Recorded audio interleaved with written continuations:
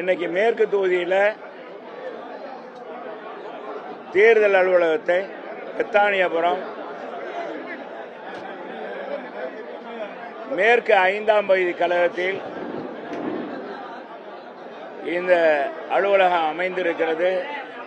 இந்த வட்டத்துடைய செயலாளர் மாமன்ற உறுப்பினர் தம்பி கிருஷ்ணமூர்த்தி அவர்களும் நேற்று முதல் இரவு வரை இன்று வரை இதுக்கு பாடுபட்ட அருமை தம்பி இளவரசன், சோலை சிலம்பு மற்றும் கழகத்துடைய இந்த பகுதியினுடைய வட்டச் செயலாளர் காலவாசல் பாண்டி, சாலை ரத்தனம், சிவபாண்டி, ராஜா, தமிழ்மாணி, ஜெயபாண்டி அன்படிக்கணிய தம்பி வழக்கறிஞர் தமிழ்செல்வன் அவருடைய குழுவினர், என் ஆர்வீர் இளவல்கள் இந்த வெற்றியில் முக்கிய பங்காற்றக்கூடிய என் அருமை தம்பி MS பாண்டியன் அவர்தான் எல்லா தேர்தலையும் பொறுப்பாளராக இருந்து பணியாற்றி கொண்டிருக்கிறார். அதே போன்று என்னுடைய ஆர்வீர் தம்பி, என்னோடு பிறக்காததான் ஒரு குறைய ஒழிய எனக்காக அல்லும் பகலும் பாடுபடக்கூடிய தம்பி சக்தி விநாயகர் பாண்டியன், பகுதி செயலாளர், பறவை பேரூராட்சியுடைய சேர்மன், பறவை செயலாளர், கழக செயலாளர் பறவை ராஜா அவர்கள், அருமை தம்பி மேற்கு 1ஆம் பகுதி செயலாளர் SMT ரவி, 2ஆம் பகுதி செயலாளர் தங்கப்பாண்டி, 3ஆம் பகுதி செயலாளர் அன்பிற்கினிய அருமை சகோதரர் மாமன்ற உறுப்பினர் கருப்பசாமி, என் ஆரோக்கியர் மாப்பிள்ளை, மலைக்கு போனாலும் மாமச்சனம் தான் உதவுவாங்கன்றாங்க. எனக்கு மாப்பிள்ளை முத்துவேல் மற்றும் நம்ம தம்பி சோலை ராஜா, இந்த வட்டச்செயலாளர் எங்களுடைய மேற்கு தொகுதியுடைய செயல்பாடுகளை சிறப்பாக வெளிக்கொண்டு வந்த, நாள்தோறும் மற்றவருக்கு ஒரு மாடலாக, ரோல் மாடலாக இயங்கிக் கொண்டிருக்கின்ற சித்தன் மற்றும் வட்டக்கழக செயலாளர்கள், சார்பணி நிர்வாகிகள் அனைவருக்கும் இந்த நேரத்தில் இந்த அலுவலகம் திறப்பில் ரொம்ப பெரும் பங்காற்றியிருக்காங்க என்பதை தெரிவித்துக் கொள்கிறேன். உறுதியாக அனைத்து இந்திய அண்ணா திராவிட முன்னேற்ற கழகத்தின் தலைமையிலான தேசிய ஜனநாயக கூட்டணி மாபெரும் வெற்றி பெறும். அண்ணா திராவிட முன்னேற்ற கழகம் பெரும்பான்மை பெற்று மீண்டும் ஆட்சியில் புரட்சி தமிழர் எடப்பாடியார் அமர்வார். புரட்சி தலைவர் MGR, புரட்சி தலைவர் அம்மா இவருடைய நல்லாட்சி மீண்டும் மலரும். மீண்டும் அமைதி பூங்காவாக தமிழகத்தை மாற்றி காட்டுவார். விலைவாசியை கட்டுப்படுத்துவார். போதையில்லா தமிழகம், முழுமையான சுதந்திரம் காவல்துறைக்கு. இதன் மூலமாக போதைகள் கட்டுப்படுத்தப்படும். போதை ஆசாமியெல்லாம் பிடித்து போடப்படுவார்கள். இந்த திருட்டு ஆசாமிகள், கிரிமினல் பேர் வழியெல்லாம் அடுத்த மாநிலத்துக்கு ஓடி விடுவார்கள். ஏற்கனவே புரட்சி தலைவர் அம்மா ஆட்சிக்கு வரும்பொழுது தமிழ்நாட்டை எந்த ஒரு கிரிமினலும் இல்லை, வெளி மாநிலத்துக்கு சென்று விட்டார்கள். எனவே அது போன்ற ஒரு சூழ்நிலை தமிழக மக்களுக்கு இப்ப தேவை. அமைதி, தங்களுடைய பிள்ளைகளுடைய எதிர்காலம். இன்றைக்கு பால்படுத்துகின்ற போதை, அந்த தள்ளாட்டத்திலிருந்து அவர்களை விடுவித்து புரட்சி தமிழர் எடப்பாடியார் சாதனை படைப்பார். சொல்லுங்க, மத்திய அரசு மாநில அரசு இணைந்து தமிழக மக்களுக்கு ஆன திட்டங்களை கொண்டு வந்து செயல்படுத்துவார் புரட்சி தமிழர் எடப்பாடியார். மிக சிறந்த நிர்வாகி. ஒரே வருடத்தில் 11 மருத்துவக் கல்லூரி கொண்டு வந்தார். உலகத்தை அச்சுறுத்திய கொரோனாவை அடக்கியவர், கட்டுப்படுத்தியவர் தமிழகத்தில். எனவே அப்படிப்பட்டவர் சிறந்த நிர்வாகம் தருவார். 5 பைசா வருமானம் வராத போதும் கூட அரசு கஜனாவுக்கு கொரோனா காலத்தில் அதை சிறப்பாக நிதி ஆளுமை பண்ணி அனைத்து மக்களும் பொருளாதாரத்திலே மிகப்பெரிய அளவுக்கு பின்னடைவு ஏற்பட்டாலும் அரசாங்கத்தால் கைதூக்கி விட்டார் என்பதையும் இந்த நேரத்தில் தெரிவிக்கிறேன். அப்படிப்பட்டவர் சிறந்த நிர்வாகம் தருவார். கொஞ்சம் செல்லெல்லாம் கொஞ்சம் ஆஃப் பண்ணுங்க. சொல்லுங்க சொல்லுங்க. இந்த தேர்தலை நோக்கி பேசுங்க. என்ன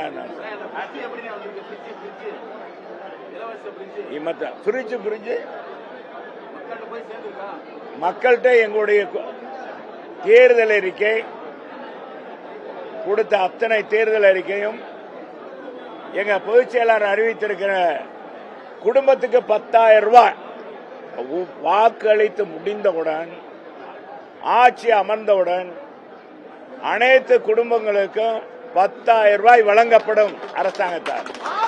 அது மிக சிறப்பாக போய் மக்களை சென்றடைத்திருக்கு. அதே மாதிரி மக்களுக்கு வழங்குவோம், கட்டணம் இல்லாமல் வழங்குகிற அந்த பிரிட்ஜ் வழங்கப்படும் என்று அறிவித்தார். அதுவும் போய் சிறப்பாக போய் மக்கள் மத்தியில் சேர்ந்திருக்கு. குலவிளக்கு திட்டத்தின் அடிப்படையில் அனைத்து மகளிர்களுக்கும் மாதம் 2000 ரூபாய் வழங்குகிற திட்டமும் போய் சேர்ந்திருக்கு. ஆண்டுக்கு 3 சிலிண்டர் வழங்குகிற திட்டமும் போய் சேர்ந்திருக்கு. இப்படி அனைத்து திட்டங்களும், ஒரு உதாரணமாக சொல்லுகிறேன், அனைத்து திட்டங்களும் போய் சேர்ந்திருக்கு.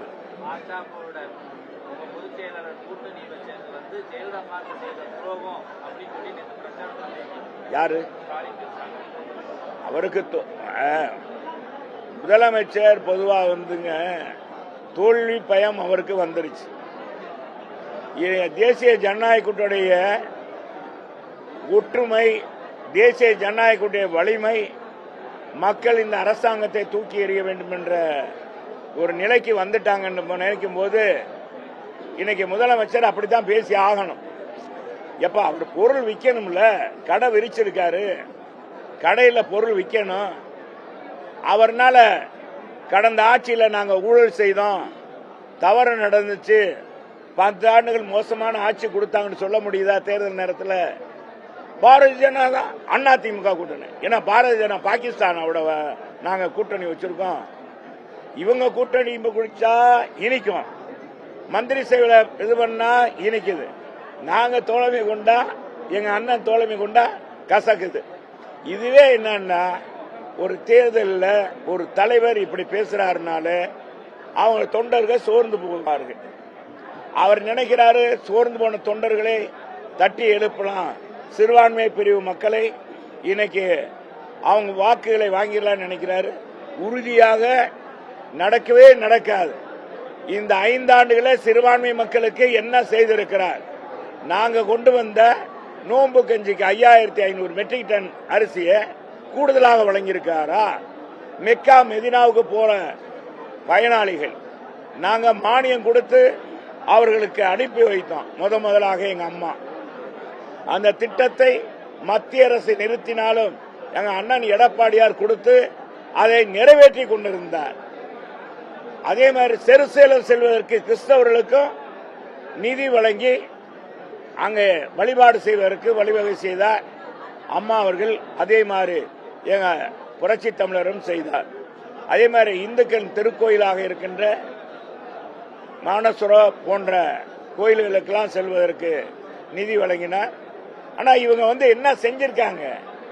அதே மெக்கா மெதினா செல்ற இஸ்லாமியர்களுக்கு நாங்க சென்னையில் அவங்க தங்குவதற்கு இடம் அமைத்து கொடுத்தோம், பெரிய பில்டிங் கட்டணும். அவங்களுக்கு இடம் போதவில்லை என்று பயணிகளை அதிகப்படுத்தினாங்க.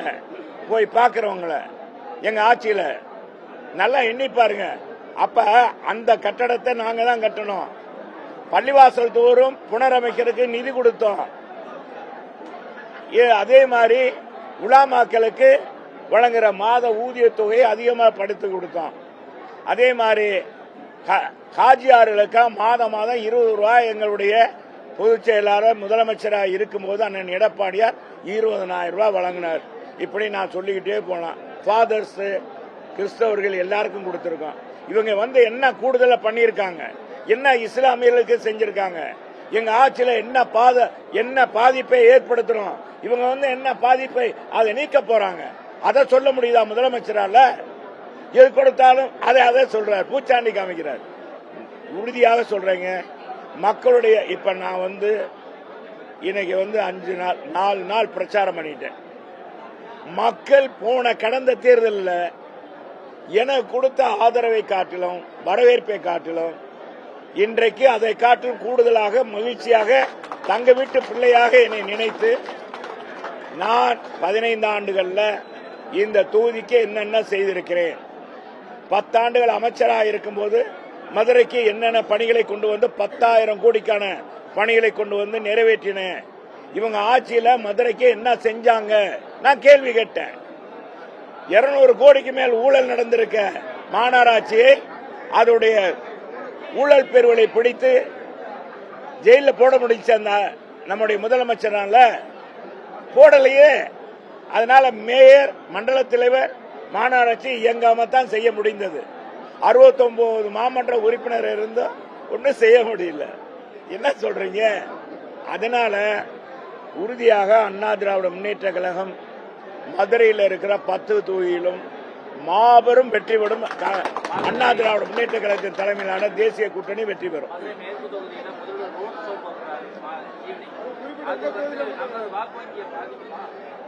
என்னை பொறுத்தளவுக்கு முதலமைச்சர் என்னுடைய தொகுதிக்கு வர்றார், அதாவது நான் என்னுடைய தொகுதி மேற்கு தொகுதிக்கு வர்றாருன்னா வரவேற்கிறேன்.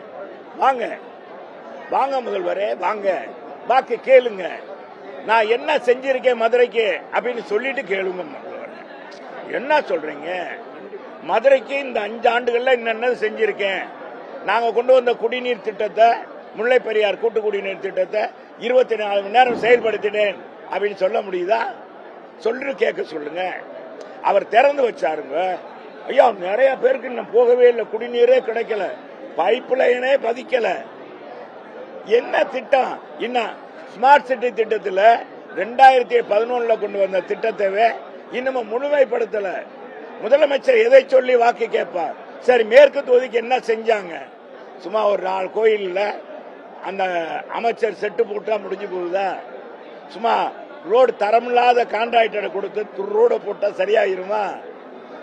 அதெல்லாம் மக்கள் எதிர்பார்க்கல. மக்கள் அமைதி.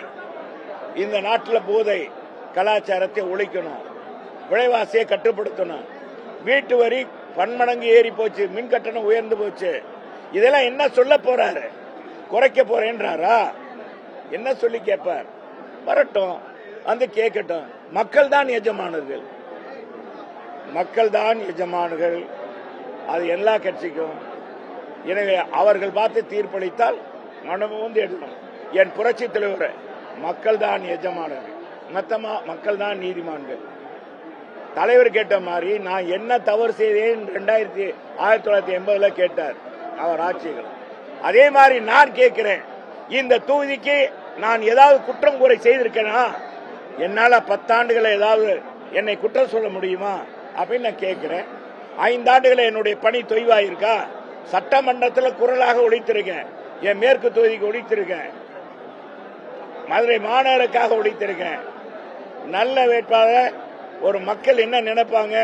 தன்னுடைய சட்டமன்ற உறுப்பினர் நல்லவனா வல்லவனா, கிரிமினல் நடவடிக்கையில் ஈடுபடாதவனா தான் பார்ப்பாங்க. என்னப்பா கேட்டுட்டு சும்மா இருக்கு?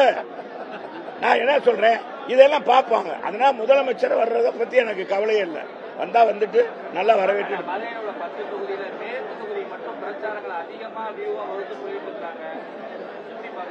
எல்லா நல்லா நான் தான் பார்த்துட்டேன். களத்துல நல்லா வியூ ஆகுறாங்கப்பா.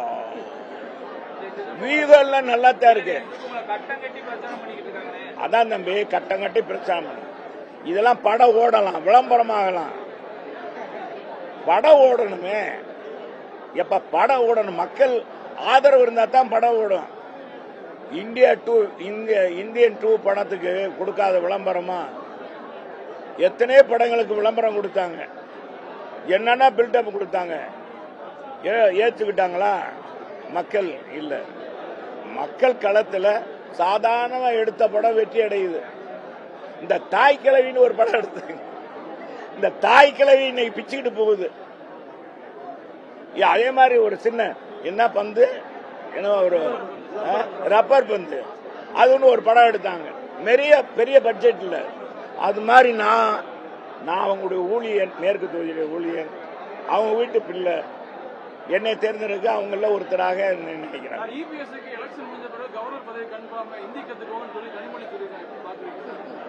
சகோதரி கனிமொழி எல்லாம் பேச்சு போன தடவை கனிமொழி தான் சொன்னாங்க, ஒரு சொட்டு மது கூட எங்க அண்ணன் ஆட்சிக்கு வந்தா தமிழகத்தில் இருக்காது, எடப்பாடி ஆட்சியில இளம் விதவைகள்லாம் அதிகமாயிட்டாங்க அப்படின்னு சகோதரி கனிமொழி தான் சொன்னாங்க. அவங்க சிறந்த கவிதை எழுதக்கூடியவங்க, சிறந்த பேச்சாளர். ஆனா அண்ணனை பில்டப் பண்ணி கொடுக்கறது தான் தப்பு. ஒன்னும் முடியலையே. இப்ப மாணவிகள்லாம் போதைக்கு அடிமை ஆயிட்டாங்களே தங்கச்சி கனிமொழி சகோதரி, என்னப்பா அதுக்கு என்னப்பா சொல்ற? சகோதரி கனிமொழி சொல்லுப்பா, ஏப்பா உங்க அண்ணன் ஆட்சியில் இப்படி நடந்து போச்சாப்பா. PLA 2 நிறைய அது என்ன அந்த பார் அதிகமா கொடுத்துட்டாரு, FL2 அதிகமா கொடுத்துட்டாரு, அத சொல்லுங்கப்பா, அதை கட்டுப்படுத்த சொல்லுங்க. கட்டுப்படுத்தினாங்களா? சரி, அதெல்லாம் மத்த இது டைரக்ட் ஃபைட், டைரக்ட் ஃபைட். ஏதோ தலைவர் படத்துல நான் சொல்றேன் யார் வேணா யார் எதுன்னு சொல்லுவாங்க, எங்களுக்கு அதை பத்தி இல்ல. எங்களை பொறுத்தளவுக்கு டைரக்டா இந்திய கூட்டணியா தமிழகத்தில் அண்ணா திராவிட முன்னேற்ற கழகம்